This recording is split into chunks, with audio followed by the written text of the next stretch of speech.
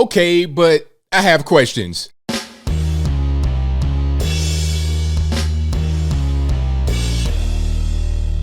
How's everybody doing? My name is Anthony Brian Logan, and today we got to talk about the state of California greenlighting reparations for descendants of slaves. And they're going to come up with a plan as far as what they're going to do, cash payments or taxes or land or education, whatever it is. That plan will come out in 2023. As of right now, 2022, they don't have a plan. It's just been approved for the next stage. And to me, before we even get into the article, which I do have, I don't understand that. It's like, okay, you want this thing. Should you already have the plan laid out? Shouldn't that be the main thing you push forward and say, okay, here's the plan, put it on the table, boom, let's sign off on a dotted line. Shouldn't that be what's going on? I feel like they're kind of kicking the can down the road and they don't really want to do anything. And then when the actual, the presentation comes, when the suggestions come about next year, they can be like, oh man, that's not really doable. Let's do something else. Okay, this whole thing, I have a lot, like I said from the beginning, I have a ton of questions. Now let's get to the article before I go too deep into my personal thoughts on the whole situation. And of course, I will link to this and more sources in the description box. But you see the headline here: California Task Force Reparations for Direct Descendants of Enslaved People Only. And that's today, which is March 30th, 2022. See the young ladies right there, you know, out there fighting for the freedom, blackity black, black, all this kind of stuff. But before we march on into the article, again, the headline says reparations for direct descendants of enslaved people only. Okay, now, this means that this guy will get reparations. Yes, he will. His name is G.K. Butterfield. Do you know who he is? G.K. Butterfield is a black current and or former House rep of or from North Carolina. At one point, he was the head of the Congressional Black Caucus in D.C. He is black. Yes, he is. I'm not sure what percentage black. I mean, clearly not half and half. I'm thinking more like 80-20 white and black, maybe if that, but he identifies as black. So he is a direct descendant of slaves. There's a lot of guys just like that in the South. These big country fred white guys, there's a lot of guys just like him that'll be able to get it. Now, I understand he's North Carolina, not California, but what if he moved to California? What if he was 21 years old and then moved out there? Like, what if this same guy and his DNA in 2022 was 21 years old and goes to California to become an actor? Would he be able to get these things that they're going to get in California? I'm not really sure. Let's get to the article to see what it says. And in a summary here, California's First in the Nation Task Force to identify reparations for African Americans voted Tuesday to limit eligibility to those who can trace their lineage. Okay, so we'll get into that, the whole thing about lineage. Hey, you know, shout out to the ADOS and the FBA. I don't want no Will Smith action on my head this Wednesday afternoon, so I will digress. The article reads, after more than 6 hours of debate on Tuesday, California's Reparations Task Force voted the only black Californians who can prove a direct lineage to enslaved ancestors will be eligible for the statewide and First in the Nation initiative to address the harms and enduring legacy of slavery. So what this means is if you are here as an immigrant, you're not going to be able to get it. And they'll probably mention that a little bit later. That's really a big talking point of ADOS FBA. This whole thing about black Americans versus Africans and the Caribbeans. I don't really see the difference, but I'll move on. The 9-member task force voted 5-4 in favor of defining eligibility for reparations based on lineage, quote, determined by an individual being an African-American descendant of a chattel enslaved person or the descendant of a free black person living in the U.S. prior to the end of the 19th century. So you could be a free black person with black slaves and you get paid. How does that make sense?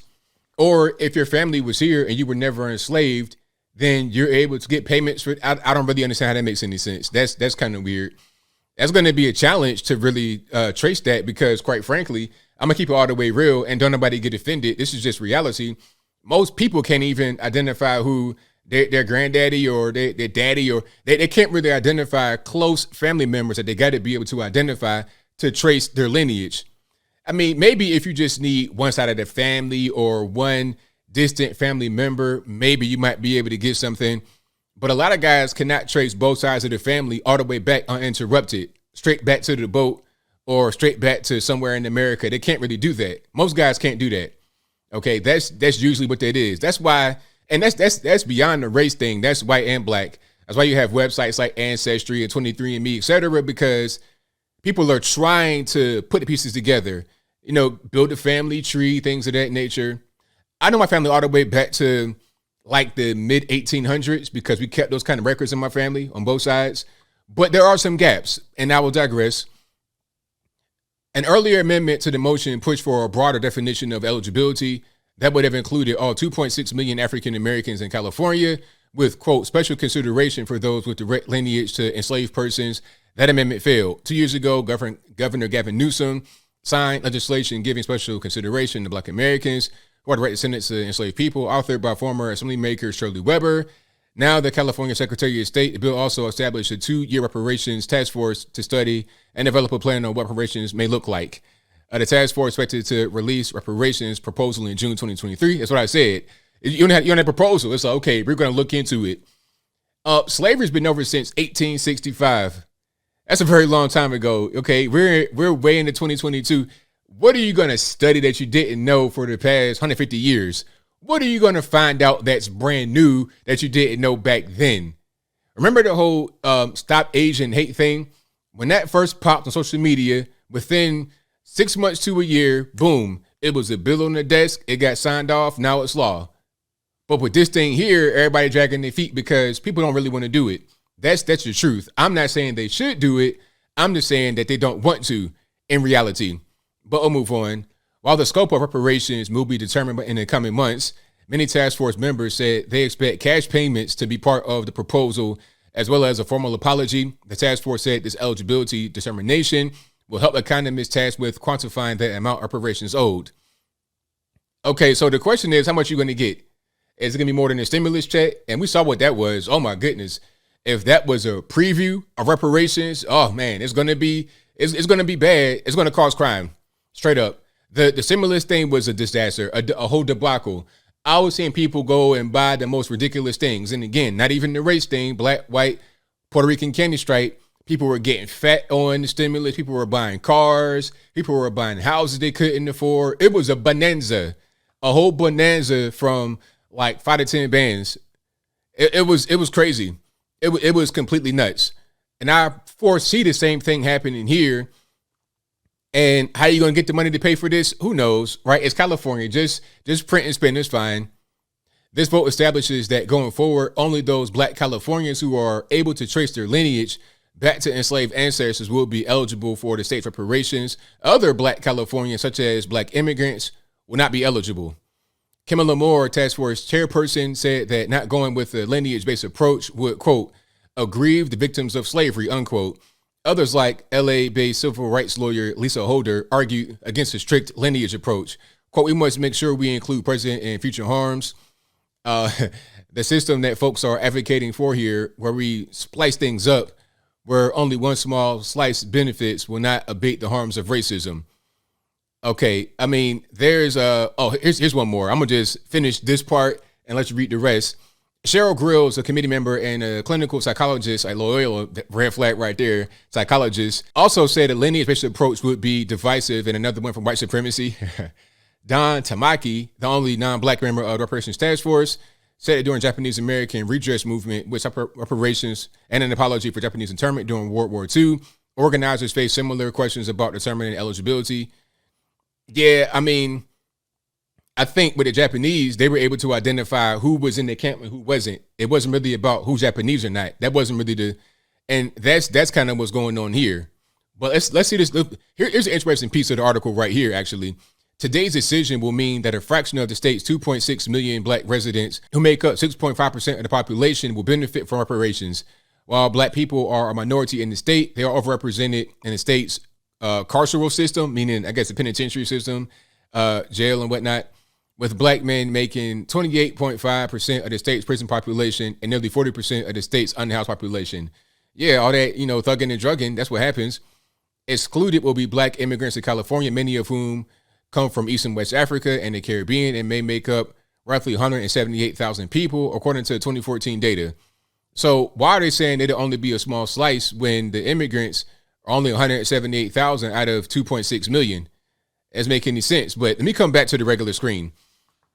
I think when they say a small slice, they're not talking about the immigrants. That's not what they're talking about. They're talking, and what I mean by that is they don't mean if you exclude immigrants, it'll only be a small slice left of Black Americans. They don't mean that. What they mean is that most of us, as I said, cannot trace our lineage back to slavery. We can't do it. Okay. And there will be some interruptions and gaps.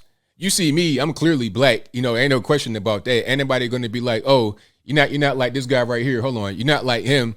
Clearly, I'm Black. Obviously, this guy is a question mark. Is he Black? Is he white? He looks white, but he says he's Black. Let's do some investigation. With me, you don't got to do that. However,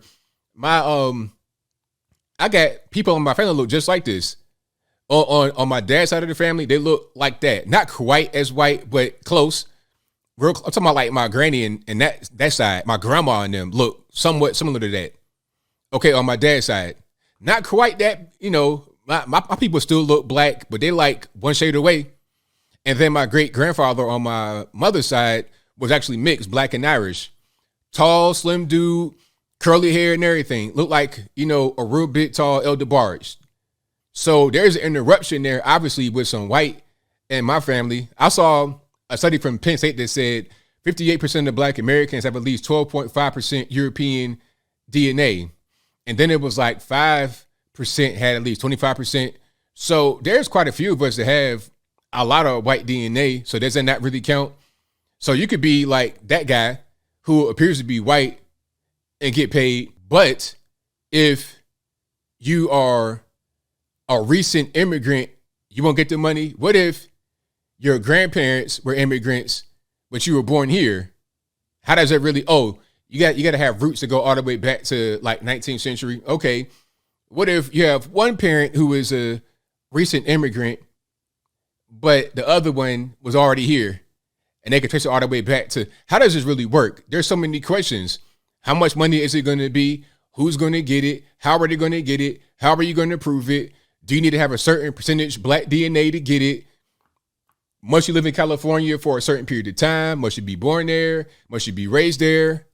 I'm just trying to figure out what's going on. I think that these little things are always half-baked because there's no real support for it on a big level.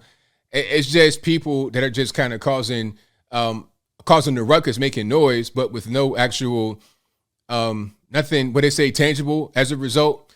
We'll see what happens in 2023 if they get anything and who's going to be able to get it. But for right now, there's a lot more questions than answers. And I think I'll leave that right there for now. And what say you? How do you feel about what's going on here in California? Do you think they'll hand out this money to Black folks? And who's going to be able to get it? Will you see more white looking people get the money than Blacks? Whatever your thoughts are, let me know in the comments below. You guys know where I'm at. I'm not in favor of reparations. I think if it was going to happen, it should have happened right at the end of slavery, not almost 200 years later. I think it's kind of ridiculous, and it's just a pipe dream, really. A lot of these people, a lot of Democratic lawmakers and whatnot, they use it as a string to kind of carry you through to the midterms. Oh, well, you're going to get it. Just keep voting for us. You're going to get it. And they've been saying the same thing for the past 100 years. And it's like, at a certain point, we got to stop believing in these things and just move forward with our lives. Just move forward. You keep holding your breath for that, you're never going to get it, and you're never going to be able to breathe or live. Just breathe and just live. How about that? But whatever your thoughts are, please let me know in the comments below. And that's all I got to say for this video. If you like what you heard, please comment, rate, share, and subscribe.